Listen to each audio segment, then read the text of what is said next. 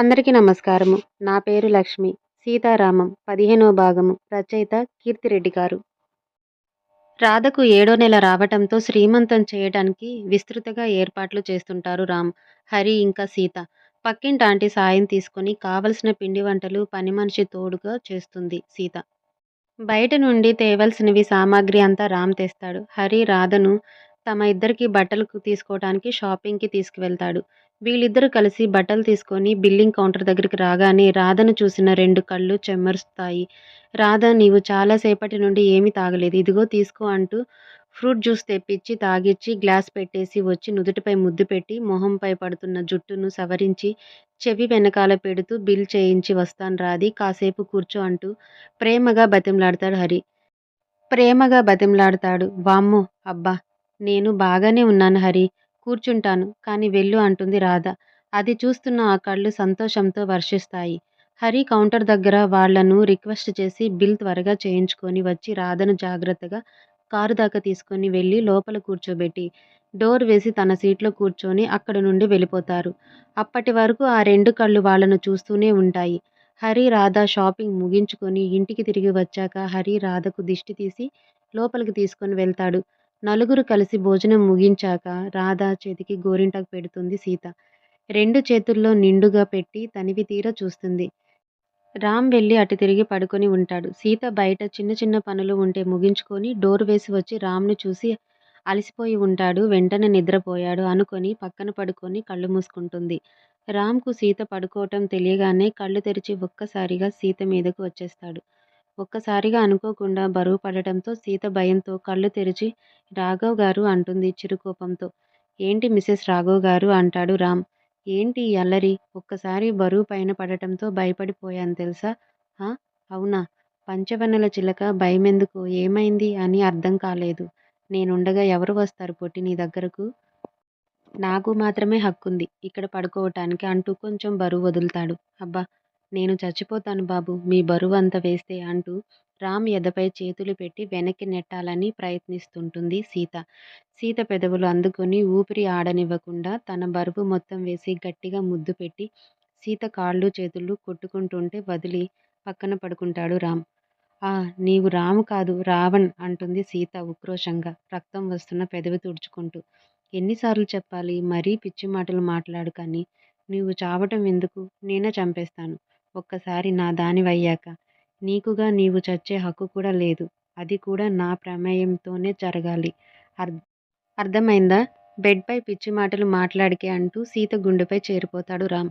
రామ్ కంటి చెమ్మ సీత ఎదపై తగిలి సీతకు అర్థమవుతుంది రామ్ ఎంతగా బాధపడ్డాడు ఆ మాటకు అని. ఓయ్ పిచ్చి రాఘవ, ఓయ్, బయటేమో కోపం పొగరు, లోపలేమో చిన్న బాబు మీరు అంటూ తలలో వేళ్లతో దువ్వుతూ ఇంత ప్రేమను వదిలేసి ఎవరైనా వెళ్తారా? నాకు 100 ఏళ్ళు ఆయుష్ కావాలి, అందులో మొత్తం మనిద్దరమే ఉండాలి. మన పిల్లలు, వాళ్ళ పిల్లలు, వాళ్ళ పెళ్ళిళ్ళు అన్నీ చూసి ఇద్దరం కలిసిపోదాం అంటూ సీత రామ్ను తన ఎదకేసి హత్తుకొని నుదుటిపై ముద్దు పెడుతుంది. నాకు నువ్వు కావాలి అంటాడు రామ్ సీత ఎదపై అల్లరి చేస్తూ. నేను ఎప్పుడు మీదాన్నే అంటుంది సీత మైకంతో. నువ్వు అలసిపోలేదా పొట్టి? ఉహుం, ఆ అలసిపోవడం కాదు, ఈ నా బంగారు కొండ కింద నలిగి అలసిపోవాలి అని ఉంది అంటూ కళ్ళు మూస్తుంది సిగ్గుతో. ఆహా, నా పొట్టి కూడా రొమాంటిక్ అయిపోతుందే, ఏదో తమరి శిష్యరికం గురూజీ. అయితే ఇంకొక అడుగు ముందుకేసి నీవే లీడ్ తీసుకోవే అంటాడు రామ్. అయితే మీరు కళ్ళు మూసుకోవాలి గురూజీ అంటుంది సీత చిన్నగా రామ్ చెవి పక్కన పెదాలతో రాస్తూ. అంతే, రామ్ వెల్లికిళ్ళ తిరిగి కళ్ళు మూసుకుంటాడు. సీత రామ్ నుదుటిపై ముద్దు పెడుతూ ఇక్కడ నాతో కలిసి ఉండాలి అని రాసుకొచ్చినందుకు నుదుటికిలో ఈ కళ్ళు నా కోసం వెదుకుతాయి. ఈ కళ్ళల్లో నన్ను చూడగానే ఒక మెరుపు వస్తుంది. ఆ మెరుపుకు నీ ఉశ్వాస నిశ్వాసలు నా సంగతంలో సరిగమలు పాడుతాయి. అందుకు ఈ ముక్కుపై కొరమీసంలోని మగసిరి నాకు మాత్రమే సొంతం. అందుకు నీ మీసానికి నాకు ఒక ప్రత్యేకమైన పేరు పెట్టి దానిని తేనె కన్నా మధురంగా పిలిచే ఈ అధరాలకు, మీరు నా ఎదపై చేరగానే ముందుగా నన్ను పలకరించే మీ గదవకు, ప్రతి రోజు మీ స్వర్గాన్ని, నా పేరును, మీ ప్రేమను తీయగా వినిపించే గొంతుకు, నా స్థానం, నన్ను బందీగా చేసిన నా ప్రేమ చెరసాల, నా చిత్రాన్ని ముద్రీకరించుకొని నా కోసం సవ్వడి చేసే మీ హృదయానికి మీలో ఆకలి జ్వాలలు రగిలించి, నా చేతి వంట కోసం మిమ్మల్ని నా వద్దకు రప్పించే మీ ఉదరానికి, ఇక్కడ ఉండి నన్ను కవ్వించే మీ ఈ పుట్టుమచ్చకు అంటూ తొడపై ఉండే పుట్టుమచ్చకు, నా చుట్టుకొలతలు చూస్తూ నన్ను ప్రేమతో బంధించే మీ బాహువులకు చివరిగా కానీ ఇవే నిన్ను కలిపిన వారధులు. నా కోసం నా వైపు మిమ్మల్ని పరిగెత్తించి, నా గమనానికి గమ్యం చూపించిన పాదాలకు అంటూ ముద్దు పెట్టి తన తల ఆనిచ్చి పోతుంటే రామ్ లేచి సీతను తన పైకి లాక్కొని నీ స్థానం ఇది పిచ్చి పనులు చేయకు అంటూ కసురుతాడు. పాదం అంటే చిన్నచూపు ఎందుకు? మీకొకటి చెప్పనా రాఘవ్ గారు అంటుంది సీత. రామ్ ఎదపై నుండి రామ్‌ని చూస్తూ. దానికి నా అనుమతి అవసరం లేదు. ఎన్ని జన్మలకైనా నువ్వు చెప్తూ ఉంటే నేను వింటూ ఉండాలి. అది నా కోరిక పొట్టి అంటాడు రామ్. దేవుడిని పూజించటానికి 3 తెగల వాళ్ళు కొట్టుకుంటారు. అప్పుడు భగవంతుడు జనుల ముందు ప్రత్యక్షమై నాలో ఏ భాగము ఎవరికి కావాలో తేల్చుకోండి. తర్వాత మీరు నా కోసం ఏం చేయాలో నేను చెప్తాను అంటాడు. అందుకు 3 వర్గాల వారు ఒప్పుకుంటారు. ముందుగా బ్రాహ్మణులను ఉద్దేశించి మీకు నాలో ఏ భాగం కావాలో కోరుకోండి అంటాడు. అప్పుడు బ్రాహ్మణులు తల భాగం కావాలి అంటారు. తర్వాత వైశ్యులు పొట్ట భాగం కావాలి అని కోరుకుంటారు. చివరగా శూద్రులు పాదాలు కావాలని అంటారు. తలను ఎంచుకున్న బ్రాహ్మణులు భగవంతుడికి సింగారం చేస్తూ పైనే ఉండిపోతారు. పొట్ట ఎంచుకున్న వైశ్యులు భోజనం కోసం వస్తువులు అమ్మటం, పొట్ట పోసుకోవటంలో ఉండిపోయారు. చివరగా శూద్రులు భగవంతుడి పాదాల దగ్గర ఉంటూ ఎప్పుడు చూసినా తనకు కనపడుతూ ఉంటారు. అందుకే భగవంతుడి చూపు శూద్రులపై ఎక్కువగా ఉంటుందంట. అందుకే నాకు కూడా నాకు పునర్జన్మ ఇచ్చిన నా దేవుడి పాదాల దగ్గర ఉండటం ఇష్టం. అది అందరూ ఇష్టపడే స్థలం అంటుంది సీత. అక్కడ 3 వర్ణాల వాళ్ళు ఉన్నారు గనక భగవంతుడు 3 భాగాలుగా విభజించాడు. నాకు ఉన్నది నువ్వొక్కదానివే అంటే నా సర్వస్వం నీ సొంతం. నేను మొత్తంగా నీ వాడిని. నా హృదయ సామ్రాజ్యానికి దేవేరివి నువ్వు. నా ఇంటికి మహారాణివి నువ్వు. నీ వంతు అయిపోయింది. ఇంక నేను మొదలుపెట్టనా అంటాడు రామ్. వద్దండి మహాశయ. మీరు మొదలుపెడితే మనం పడుకోలేము. ఉదయాన్నే లేవలేము. అసలే బోలెడు పనుంది. పడుకోండి అంటూ అటు తిరగబోతుంటే ఓయ్ పొట్టి! ఇది అన్యాయమే.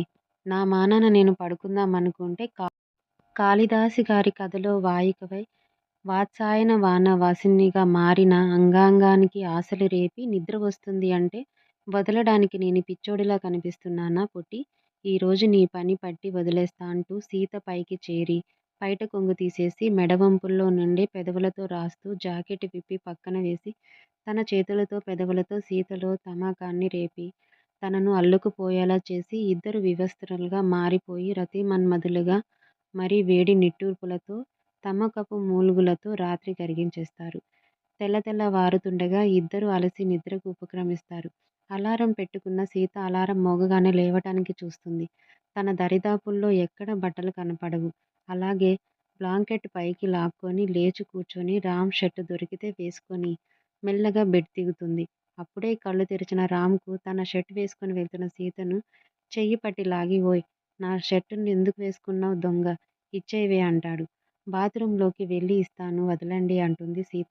కాదు నాకిప్పుడే కావాలి. ఏంటండీ అల్లరి? ఇంట్లో ఫంక్షన్ పెట్టుకొని నన్ను ఏడిపించడానికి సమయం కాదు. అసలే రాత్రి నిద్రపోనివ్వలేదు. ఇప్పుడు పని చేసుకోనివ్వరు. అల్లరెక్కువైతే పనిష్మెంట్ ఇస్తాను. అబ్బో! ఏం పనిష్మెంటే పొట్టి? అది నేను వెళ్ళి ఈరోజు రాత్రికి వదిన వాళ్ళింట్లో పడుకుంటా. రాధమ్మ పడుకోనివ్వదులే. అలిసిపోయా నిద్రొస్తుంది అని కళ్ళు మూసుకుంటా. ఓయ్! ఎత్తుకొచ్చేస్తా పొట్టి. పిచ్చి వేషాలు వేయకు. నాకు నిద్ర రానిదే బాడీ నాకు తగలకపోతే అంటాడు గోముగా. అబ్బా! అయితే ఇప్పుడు నన్ను వదలండి మరి. లేదు ఇద్దరం కలిసి చేద్దాం. ఏంటి చేసేది? కలిసి స్నానమే. రాత్రి ఒళ్ళు నొప్పులు వచ్చాయి కదా! నీ ఒళ్ళు నేను రుద్దుతాను. నా ఒళ్ళు నువ్వు రుద్దు. నొప్పులు దెబ్బకు పోతాయి. హుషారుగా రాధమ్మ శ్రీమంతం చేద్దాం. ఏమంటావు పొట్టి? అంటాడు రామ్. ఆ! మీకు సిగ్గు లేకుండా పోతుంది అంటాను. రోజంతా ఒకటే యావ తగ్గించుకుంటే మంచిది అంటూ రామ్ చేతుల్లో నుండి విడిపించుకొని లేడి పిల్లలా బాత్రూంలోకి పరిగెత్తి డోర్ వేసుకుంటుంది. ఓయ్! నన్ను కాదని నీవు ఒక్కదానివే చేస్తే రాత్రి మొత్తం నీకు జాగారమే. ఇప్పుడు ఈ బోనస్ ఇచ్చావనుకో రాత్రి నీకు హాలిడేనే పొట్టి అని అరుస్తాడు. బాత్రూం డోర్ దగ్గర నిలబడి. చాల్లేండి అల్లరి శ్రీవారు. అవతల ఫంక్షన్ పెట్టుకొని మీకసలు భయం లేకుండా పోతుంది అంటూ రామ్ అల్లరికి మురుసుకుంటూ స్నానం చేయటం ముగిస్తుంది. హరి కూడా లేచి శ్రీమంతం ఏర్పాట్లు చూసుకుంటాడు. డెకరేషన్ వాళ్ళు పని ముగించి వెళ్ళిపోయాక హరి వచ్చి రాధను లేపి వేడి నీళ్ళతో తలస్నానం చేయమంటాడు. నేను చేస్తానని రాధ అరిచి మొత్తుకుంటున్నా వినకుండా తలార స్నానం చేయించి జుట్టుకు సాంబ్రాణి ధూపం వేసి పాలు కాచి తనకు కాఫీ రాధకు పాలు తీసుకొని వచ్చి హాల్లో కూర్చుంటాడు. సీత స్నానం చేసి పూజ చేసి వచ్చేసరికి ఇద్దరు హాల్లో కూర్చొని ఉంటారు. లేచారా వదినా అంటూ లోపలికి వస్తుంది సీత. వెళ్ళి కాఫీ తెచ్చుకో సీత, ఇప్పుడే చేశాను అంటాడు హరి. కాఫీ కప్పు పట్టుకొని వస్తుండగానే రామ్ కూడా స్నానం చేసి వస్తాడు. తన కోసం తెచ్చుకున్న కప్పు రామ్కి ఇచ్చి తిరిగి తన కోసం కాఫీ కలుపుకొని హాల్లోకి వస్తుంది సీత. నలుగురు కూర్చొని ఆ రోజు చేయవలసిన పనుల గురించి చర్చించుకుంటారు. ఇంతలో గేటు ముందు కారు వచ్చి ఆగుతుంది. ఎవరు ఇప్పుడు వచ్చింది అనుకుంటూ హరి, రామ్ హాల్లో నుండి బయటికి వస్తారు. కారు దిగి వస్తున్న వాళ్ళను చూసి హరి బిగుసుకుపోతాడు. రామ్, హరి భయపడుకు చూసి బావా అంటూ హరి వైపు చూస్తూ భుజంపై చెయ్యి వేస్తాడు. రామ్ పిలుపుతో హరి తేరుకొని రండి అని పిలుస్తాడు వాళ్ళిద్దర్నీ. రామ్, హరి వెంట ఆ ఇద్దరు లోపలికి వెళ్తారు. రాధ అంటూ ఏడుస్తూ కౌగిలించుకొని నన్ను క్షమించు తల్లి అంటుంది రాధ తల్లి జయ. రాధ తండ్రి వీరేంద్ర కూడా రాధ ముందుకు వచ్చి మమ్మల్ని క్షమించు తల్లి, ఆ వెధవ మాటలు నమ్మి నిన్ను బాధపెట్టాము అంటాడు. ప్లీజ్ మమ్మీ డాడీ, మిమ్మల్ని నేను క్షమించటం ఏంటి? నేను మిమ్మల్ని సరిగా ఒప్పించలేకపోయాను. మీరు నాకు టైం ఇవ్వలేదు. అందుకే ఇలా వచ్చేశాను. ఏదైనా నేను చేసింది తప్పే కానీ పెంచిన మిమ్మల్ని వదిలేసి నా మానాన నేను బ్రతకాలి అనుకోవటం నా తప్పు. దానికి ఇన్ని రోజులు మీకు దూరంగా ఉండి శిక్ష కూడా అనుభవించాను అంటూ ఇద్దరిని హత్తుకొని ఏడుస్తుంది. రాధి ఏడవకంటూ ఎక్కుళ్ళు పడుతున్న రాధకు మంచినీళ్ళు తాగించి సోఫాలో కూర్చోబెట్టి కూర్చోండి అంకుల్ ఆంటీ అంటాడు హరి. అంకుల్ ఆంటీ ఏంటి? మామయ్య అత్తయ్య అనండి అల్లుడు గారు అంటుంది జయ. వాళ్ళు కూర్చొని రాధను చూస్తూ ఆరోగ్యం ఎలా ఉంది? ఇప్పుడు ఎన్నో నెల అంటూ కుశల ప్రశ్నలు అడుగుతుంది జయ రాధను. ఏడో నెల మమ్మీ. బేబీను హెల్తీగానే ఉన్నాము. ప్రతి నెల చెకప్కు వెళ్తున్నా అని చెప్తుంది రాధ. నాకు ఏ లోటు లేకుండా హరి, రామన్నయ్య ఇంకా సీత చూసుకుంటున్నారు మమ్మీ. నేను హ్యాపీగా హెల్తీగా ఉన్నా అంటుంది రాధ. రామ్ వైపు చూస్తూ ఆ రోజు నిన్ను కోపంలో అనరాని మాటలు అని బాధ పెట్టాము. మమ్మల్ని క్షమించు బాబు అంటారు వీరేంద్ర గారు. అయ్యో, మీరు పెద్దవారు. మీ చేతులు ఆశీర్వదించాలి కానీ క్షమాపణలు కోరకూడదు అంటూ రామ్ వీరేంద్ర గారి చేతులు పట్టుకుంటాడు. అందరూ మాట్లాడుకుంటూ ఉండగానే సీత కాఫీ తీసుకొని వస్తుంది. సీతను చూస్తూ ఈ అమ్మాయి ఎవరు అని అడుగుతారు వీరేంద్ర గారు. డాడీ, తను రామ్ అన్నయ్య భార్య సీత అంటుంది రాధ. ఓ అవునా, పెళ్ళెప్పుడయింది మాకు తెలీదు, ఏం అనుకోకమ్మా అంటారు వీరేంద్ర గారు. పర్వాలేదు అంకుల్ అంటుంది సీత. అవును, మీ ఊరేది? మీ నాన్నగారి పేరేంటి? మీది లవ్ మ్యారేజేనా? పెద్దలు కుదిర్చిన వివాహమా అంటాడు వీరేంద్ర గారు. సీతకు అతడి ప్రశ్నలకు ఊపిరాడదు. అసలు ఏం చెప్పాలో అర్థం కాదు. తలదించుకొని నిలబడుతుంది. తనకు ఎవరూ లేరు డాడ్. రామన్నయ్య అందుకే పెళ్లి చేసుకున్నారు అంటుంది రాధ. రాధ మాటలకు సీత మనసు నొచ్చుకుంటుంది కానీ అక్కడ ఏమీ మాట్లాడలేక అలాగే నిలబడి ఉంటుంది. ఓహో, అయితే తను కూడా అనాథనా? గుడ్ రాము. నీలాంటి ఇంకో అనాథకు తోడుగా నిలిచావు అంటారు వీరేంద్ర గారు. సీత కళ్ళలో నుంచి నీళ్లు వస్తుంటాయి. అది చూసిన రామ్ చెలించిపోతాడు.